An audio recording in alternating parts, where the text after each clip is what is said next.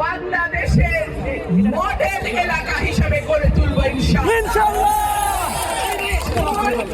College, মাদ্রাসা, মসজিদ, মন্দির সহ অন্যান্য যে প্রতিষ্ঠানগুলো আছে সেই প্রতিষ্ঠানগুলোকে কি করে আরো উন্নত করা যায়, ভালো মানের শিক্ষক, ভালো মানের শিক্ষা ব্যবস্থা, ভালো মানের কি করে এগুলোকে উন্নত করা যায় সেই ব্যবস্থা ইনশাআল্লাহ আমি গ্রহণ করব।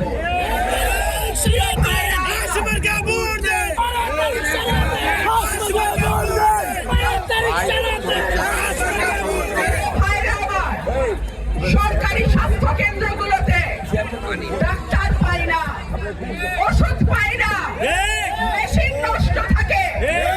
আমাদের মা বোনদের ভাইদের প্রাইভেট হাসপাতালে গিয়ে 5 টাকার পরীক্ষা 5,000 টাকা দিয়ে করণ লাগে, ঠিক কি ঠিক?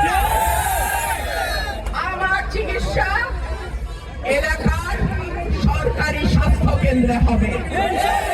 তারপরে আমি দেখব এসপি যদি সরকারি হাসপাতালে চিকিৎসা নেয় তাহলে চিকিৎসা ব্যবস্থা ঠিক কিভাবে না হয়। আমি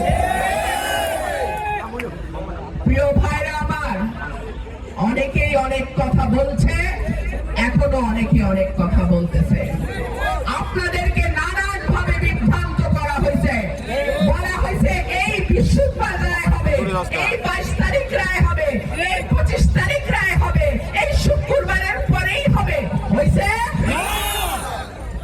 এক মুখে শত কথা যারা বলে তারা শত কথাই মিথ্যা বলে।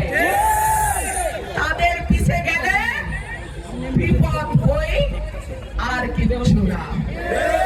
আমি কোনো কথা বলি নাই, আমি কাজ করছি।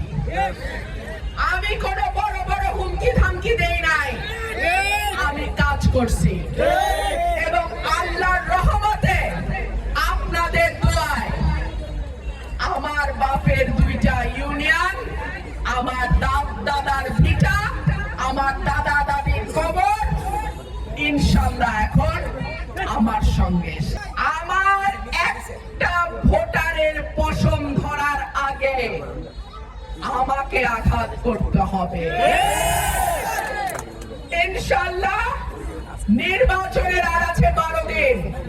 প্রশাসনের সঙ্গে আমি আলাপ করেছি, কোন রকম ভুয়া মামলা কারো বিরুদ্ধে হবে না, কোনোভাবে কাউকে হয়রানি করা হবে না, কোনোভাবে কাউকে জুলুম করা হবে না।